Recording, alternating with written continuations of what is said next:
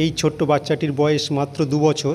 তা বাড়ির উঠানে খেলতে খেলতে কোনোভাবে একটি ছোট্ট লাল পিঁপড়া চোখের মধ্যে ঢুকে যায়, অর্থাৎ চোখের ভিতরের কোণা দিয়ে কোনোভাবে চোখের মধ্যে প্রবেশ করে এবং বাচ্চাটা যখন কাঁদতে থাকে, চোখ চুলকাতে থাকে, বাড়ির লোক ভালো করে দেখলো এবং যখন দেখলো যেগুলি পিঁপড়া ওখানে ছটপট করছে, তো তারা বার করার জন্য বেশ ঘাঁটাঘাঁটি করলো, ওখানে কাপড় ঢুকিয়ে বিভিন্নভাবে জল দিয়ে চেষ্টা করলো এবং এর ফলে দেখা গেছে যে পিঁপড়েটা কিন্তু চোখের মধ্যে প্রবেশ করেছে, অর্থাৎ উপরের যে পর্দা আছে স্ক্লেরা এবং কনজাংটাইভার মাঝখানে একটি লেয়ার আছে, অর্থাৎ একদম উপরের হচ্ছে কনজাংটাইভা, তার নিচে আছে স্ক্লেরা। একটা পর্দা দিয়ে চোখটা আবৃত থাকে, তা কোনোভাবে এই পর্দার মধ্য দিয়ে এই লাল পিঁপড়ে প্রবেশ করার জন্য কোনোভাবেই বার করা যাচ্ছিল না। তার চেষ্টা করলাম অনেকক্ষণ ধরে, কিন্তু বার না করার জন্য তাকে কোনো চোখের স্পেশালিস্ট ডাক্তারের কাছে পাঠিয়ে দিলাম।